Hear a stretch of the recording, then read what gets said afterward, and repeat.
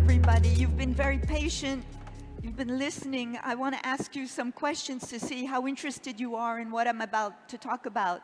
So you can raise your hand to say yes or not. So how many of you are satisfied with your knowledge of the metaverse? Almost nobody.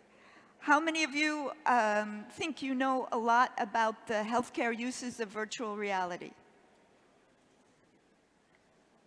How many of you are particularly interested in knowing more about the clinical uses of virtual reality? And how many of you think this is going to be a great keynote? Great. Okay. So, yes, you know who I am. Where do I need to press? Okay. So, we're going to talk about the metaverse. And just before we talk about that, I wanted to show you something.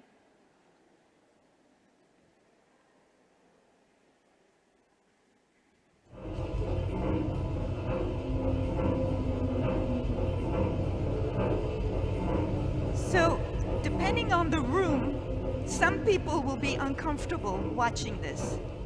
They will feel that they're really in this environment. If you were wearing a headset, you would be 95% sure to feel this environment. And yet this is two-dimensional.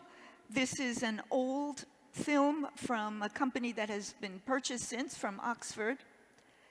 And yet, there has been a publication showing in Nature that if a psychologist proposes using 3D video like this with virtual reality in a total of 2 hours, like 5 sessions of 30, 40 minutes each, the results will be superior to that of just a therapist with the patient. And this has been demonstrated over and over again. So not only are we more likely to help this person with a fear of heights or any other phobia, because it's so difficult if you don't have this. If you're saying to them, imagine that you're on the top of a building, well, you don't want to imagine it, so you even resist picturing it, but here you're confronted with it. So it's much more efficient and it's much more economical, because with the face-to-face sessions, you don't know if you're ever going to resolve the problem. So now to come back to the metaverse before we go back to virtual reality, it's important to think about the origins of the metaverse, because things don't always turn out the way we thought they would. I wanted to mention that there had been a very great story by someone named Tim Berners-Lee, who created the web through a browser, or who came up with the theory of how the internet could help researchers. His idea was that by using the web, there would be sharing of documents and data much more easily than what was previously possible, and that this would remain in a tech for good perspective. We have seen how quickly that was deviated into commercial use. Now, I don't know how many of you realize that the origins of the metaverse are in dystopia. It began, the word was used over 30 years ago in a novel called Snow Crash, when 30 years ago we were in the 21st century and Los Angeles was no longer part of the United States. And that it was like a multiplayer game online with the avatars and with system demons. Ready Player One is a film that perhaps some of you have seen. It's another dystopia. This is a dystopia in 2045 with global warming, and people are trying to live in a parallel universe that, as you recall, was not very friendly or fun. And in fact, since this period, we have been impacted by the people who are creating all of these games, such as the World of Warcraft, Roblox that has now, mostly they are young people, but the game creation in Roblox where you're an avatar, and maybe many of you have played Roblox? No. Okay. Well, all of these things which are not the ideal world that you would like for the use of the metaverse in healthcare are what are giving us the basis of the metaverse. Second Life was one of the early ones where people would hop around as avatars, and it introduced transactions as well.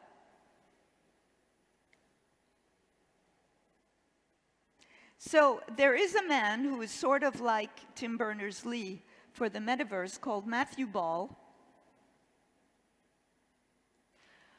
who says that the metaverse is a massively scaled and interoperable network of real-time rendered 3D virtual worlds that can be experienced synchronously. The problem is that today, this idea is technologically not feasible.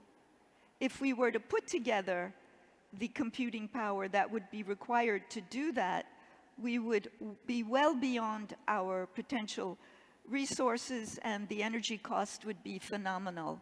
It's the idea that you would have your avatar, and if I go like this and I slap somebody, for example, that they would then move backward, and all of this would be calculated in real time.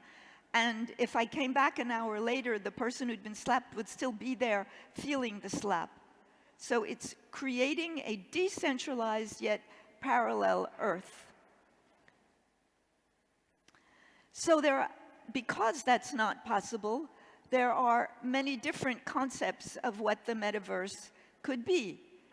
Some people are claiming that they're offering metaverse apps on mobile phones, that it's anytime you use an avatar, that it's anytime that you use blockchain or non-fungible tokens, NFT. Luxury companies are putting their brands onto it. You can buy virtual land. But none of it is yet that vision that probably will suffer the same fate as what had happened to Tim Berners-Lee.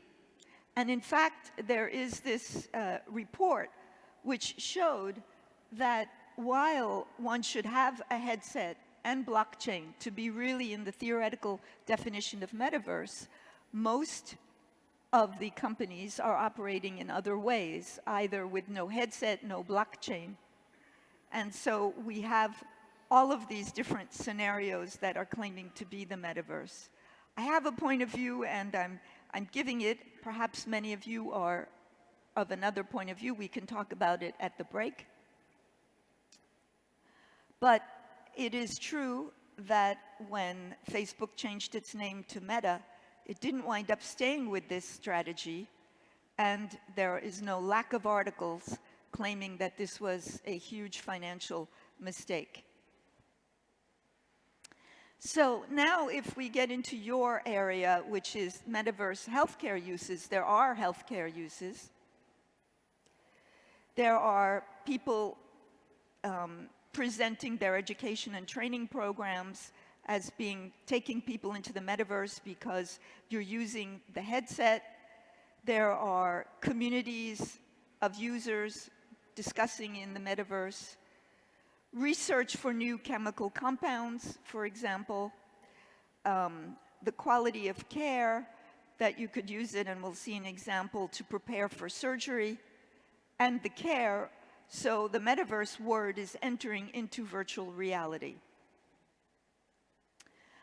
However, back in 2016, before the word was being used, Professor Shafi Ahmed was wearing Snapchat spectacles in a surgery and projecting to thousands of medical students around the world.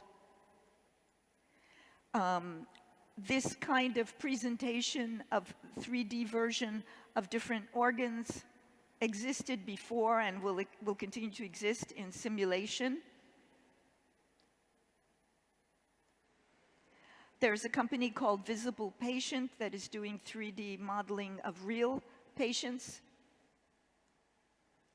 The digital twin, which was mentioned by the previous panel, enables us to present a hospital at a distance to a patient, and we can say that that is the metaverse, or the digital twin of a chemical compound.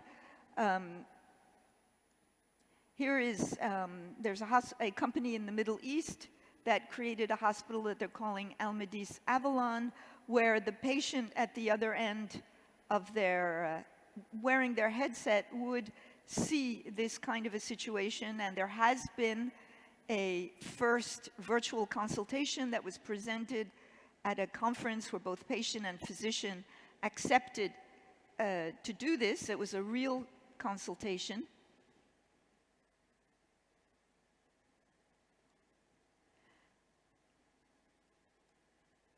And they have a business model that the entire hospital would work on blockchain. I've not been able to find any further information other than the original announcement, but I suppose that they are advancing. So now to come back to virtual reality, which I've been interested in for a number of years because it could revolutionize medicine. But as we know, it is so difficult to bring a whole new area. It wasn't mentioned when it was specified in the previous two talks. Digital health did not include mention of the clinical uses of virtual reality. So this is a map of the world of all the trials, and you can see that there are actually more trials on virtual reality in Europe than in the US, and then some others around the world. These are trials that are currently going on, so it's around 2,000. In the US, the distribution is very uneven. There's a lot going on in California, in Texas, New York, and Florida, and there are a number of states where there is nothing happening, so you can't just say the US. All of this is happening thanks to your colleagues in startups who are doing these trials in order to be able to propose their services, their applications. In Europe, France, Italy, and Spain represent over half of the trials ongoing. And there are over 800 conditions being studied according to clinicaltrials.gov, which gives you these statistics, mostly mental disorders, then next comes pain, and then stroke. So mental disorders including anxiety, pain, and then stroke. And I examined how many times these different concepts were found in the trials. So pain, anxiety, rehabilitation, and stroke. And then as an area, oncology is particularly present. And we know that it is very helpful for people with anxiety and with the pain of the procedures. This is to demonstrate how strong the analgesic effect is, because changing the bandages on burns, on a burn patient, is extremely painful. And there is an exciting company called NeuroRehab VR that is certifying physiotherapists to provide proper use of apps for their patients, because when you wear the headset and have the right programs, then the boring and difficult to repeat movements actually become done much more efficiently.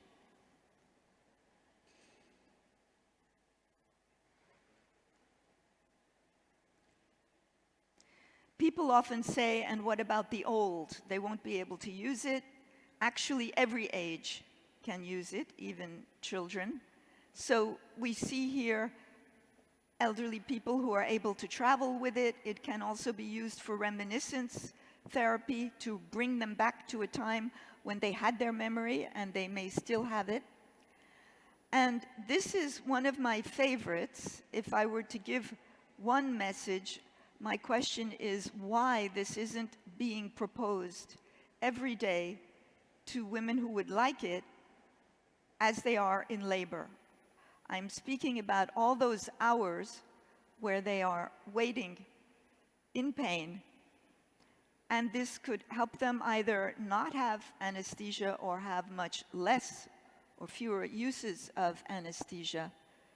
Obviously, for the last few minutes, the headset would be taken. Another advantage is that while using the headset, time goes very quickly. Time goes quicker than in reality. So I have always been promoting the use of digital health, but I really fell in love with virtual reality when I discovered all of these uses and efficiencies, and we're counting on all of you so that the uses can enter in the realm of the real world on an everyday basis in greater number. There are hundreds of thousands of people waiting for it. Thank you.